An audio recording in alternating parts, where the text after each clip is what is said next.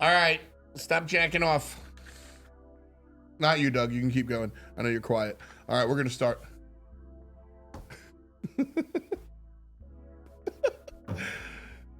Hey, what's up, guys? It's Tom. Actually, you guys can make noise. It's whatever. What's up? It's Tom, and I'm here making a video, and it's a little bit nicer than my apartment because I'm here with somebody else. So I'm pretending that I live here, not my apartment. What up, Kenneth? How you doing today? Yo, doing good, man. How about yourself? Chillin. You're here all the way from Europe. This is real, right? We're not on Skype, so we're hanging out, man. Sounds like you've been pretty bored here. Yeah, dude, it's been pretty slack. Not gonna lie, dude. I mean, we had a lot of stuff planned, or did you guys get to take? So there were supposed to be some other things that we were gonna do, and now we're not doing them. So you guys have just been chilling. Have you guys taken advantage of that? Have you gone out? Or? I mean, we've been, we've not done that much, to be honest. Like, we've been in a hotel rooms just chilling. Like, we went to like Avalon and stuff. Oh, and then, Avalon's like a bougie. It's like a fancy Target and Whole Foods and stuff. Yeah, it's a cool area, like it, but you know, not really gotten up to too much. And then since we haven't really had a schedule for us, we've kind of just been sent a message like, be ready in 10 minutes. We're like, oh, okay.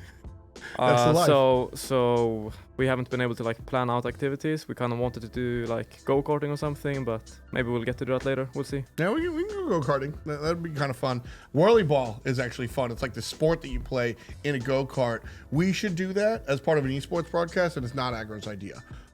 That's my idea. It is my idea. No, it's not, Aggro. You don't have the microphone, so it's my idea. Anyway, that could be some fun. But you guys are here basically to where we can talk about upcoming placements. You're here. There's some other 3 players. What is that? Aurora and PBM. Say hi really loud. Hi really loud. I'm just gonna laugh. Yeah, you guys are both the worst. I hope nobody can hear you. But so we're talking about placement rounds. You guys leapfrogged over that. Energy's been nuts. And I guess let's just talk about that real quick since we're going to spend a lot of time talking about placement rounds. You guys are on fucking fire, man. What happened? Like, why is Energy so hot right now? I mean, we're a bit like up and down. It's basically, if we know how the meta works and like we've kind of, you know, we're just on track with the meta, I think we play the meta the best out of every team. But we're bad with innovating, man. Like we're a bit slow at like coming up with new gods, and like we can come up with like new start and kind of strats, but it's like finding out like new meta actives or like silly builds and you know all that crazy kind of stuff. I think we can be a bit slow on, and sometimes teams are just better at being innovative, and then we have to like take a step back, look at what they're doing, and be like, all right, how can we do this and how can we do it better? That's fair. I think that Energy, when you guys won your 2 world championships, Epsilon, I'm calling you Energy. When you guys won your 2 world championships, you were just playing better Smite than everybody, right? You were just pushing the buttons better.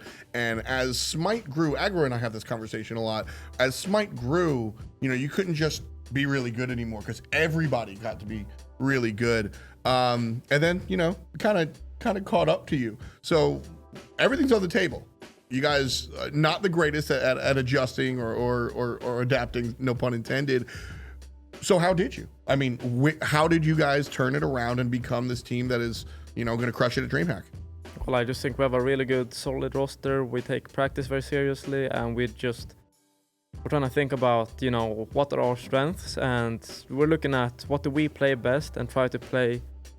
We try to play the meta, right? But we try to play our play style in the meta, and then we try to look at, you know, what are the weaknesses of other teams, and we look at our own and be like, okay, like we realize we're not good at this, and we try to work on that. So it's less of a weak part. It's not going to be our vocal point when we start playing our games, but it's so that if that needs to be the vocal point for one set, then you need to be able to do that. So we've been trying to working on having different strengths for different drafts, and working on being a bit more wide. Yeah. More options. And then we're looking at, you know, how are these other teams finding wins? Like, when have they been losing?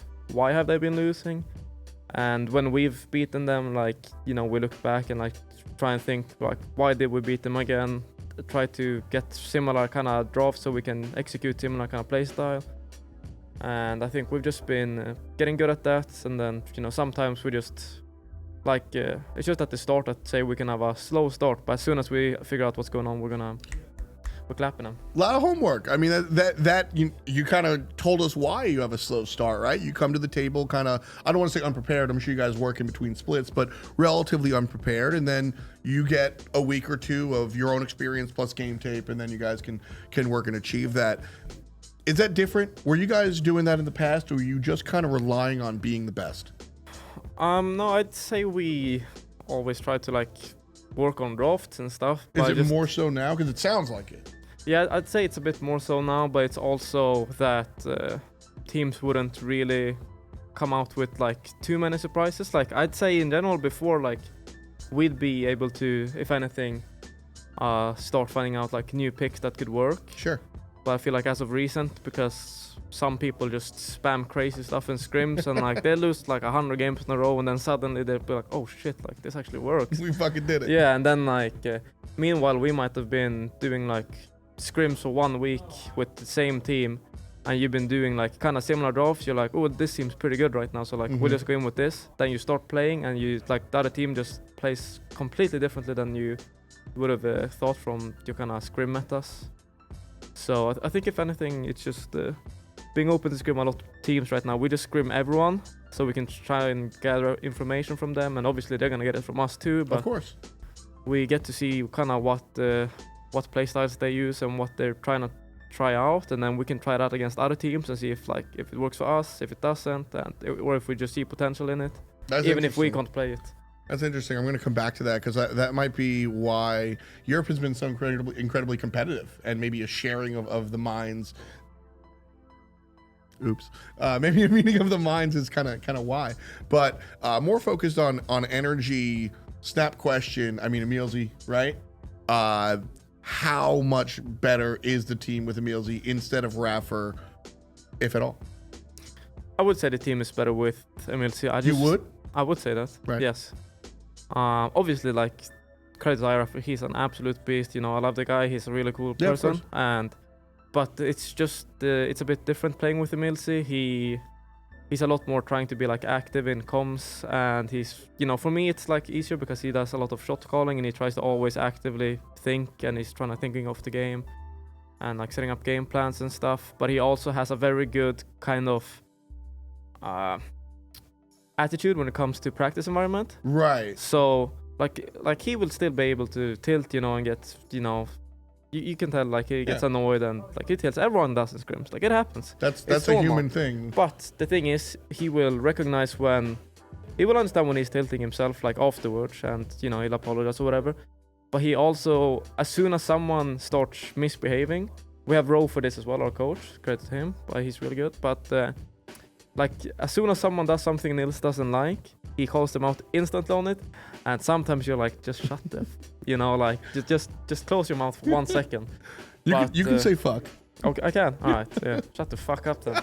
But it's really good because he does it in like it's kind of, it can be annoying, but it's like, you know, it's good intent behind what we're saying, and like the criticism.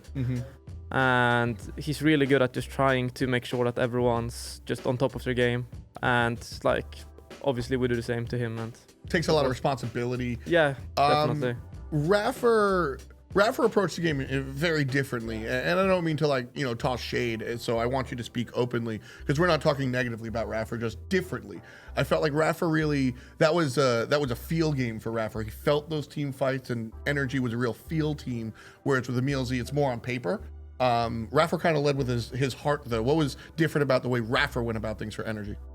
Well, the way Raffer plays was a bit more, I would say a bit more uncalculated at times. Like he would definitely bait, but it wouldn't really be intentional sometimes. Like it just happens to work. Like the old accidental bait? Yeah, like I've done that. Yeah. Well, I mean, playing against him, like he does definitely go out of position sometimes, and sometimes it's like you're just like, oh well, thank you so much for the free kill, you know, like now we can do it on the refty. And sometimes, you know, he just ends up actually doing like a really good bait. But the one thing he, I would say he did really well was he's, as I've said, like with Obey, I'd say they're quite an innovative team. And Raffer was probably the most innovative support in the EU in my opinion. Maybe not like the best with like efficiency when it comes to like builds, you know, when everyone was building Thebes and stuff. he was kind of Last item themes. yeah, he was just messing around, trying stuff. But that's the thing that I always kind of liked about him, was that he wouldn't just follow everything else. He wouldn't do the like cookie cutter build or whatever you call it. You know, he would try stuff, and you know, some of it would be awful and some of it would be really good. Like something I think he was like the first to really start doing is like with the horrific stuff. Mm-hmm. He figured out that like horrific's actually OP, and Yeah, because like yeah, just a really good relic, and that's something he still does to this day. Like he just tries a lot of random stuff, and like his builds can be, sometimes they're just fucking shit, Yeah. and sometimes they're like, you know, like, oh, maybe this is like something good he's come up with. Yeah, he always buys Emperor's armor. That's something I really like about him. Like you said, he's willing to try different things.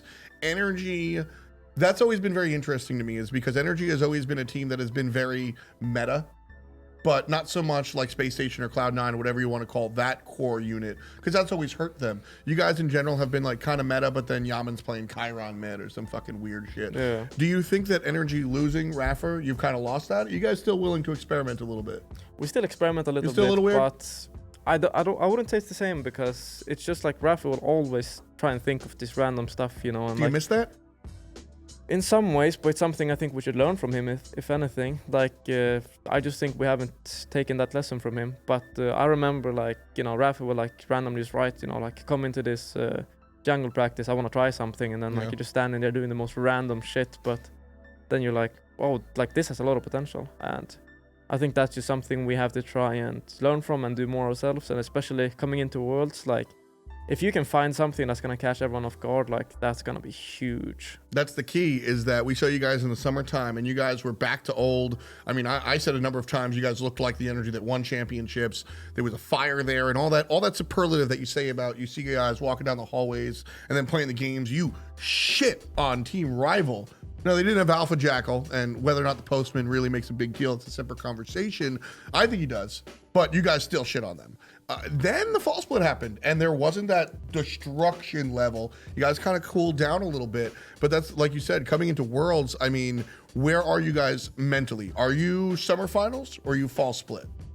I mean, coming into it, we're gonna try and be fall split for sure. Like, I mean, like semifinals. I feel you. Sorry, I got mixed up. Like, the thing is, right now we haven't gotten too much practice in, so we're gonna be playing catch up. But I think that if we can work really, really hard, and like by the time we get there, I think we're just gonna keep getting better and better. And so as long as like, if we get to, you know, I think we should have a really good shot at winning it, as long as everything goes as planned. Are you in a better position right now going into Worlds? If you had to make the choice, forget about the whole year, would you rather have Emil Z or Raffer going into Worlds right now? I'd rather have Emil Z right now, yeah. You guys are definitely set the table to look really strong. You're not even on the placement bracket. You're all the way in DreamHack. You're winning. We're winning. You get a third ring, can it? Oh yes, easily peasily. Hell yeah, man. Any last things about DreamHack of the placement stage you wanna say? Are there any surprises or any you think an international team's gonna win? Anything crazy coming out? No. I think if I'm gonna be honest, EU should win it. Like without a doubt, EU's too good right now. Yeah, it's gonna be pretty nuts. Energy looks pretty crazy though. I wish you luck and everything, and yeah, thanks for joining me on whatever the fuck we'll call it. And peace out. See ya. Thanks.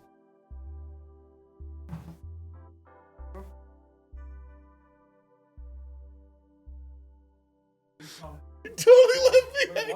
I went for it.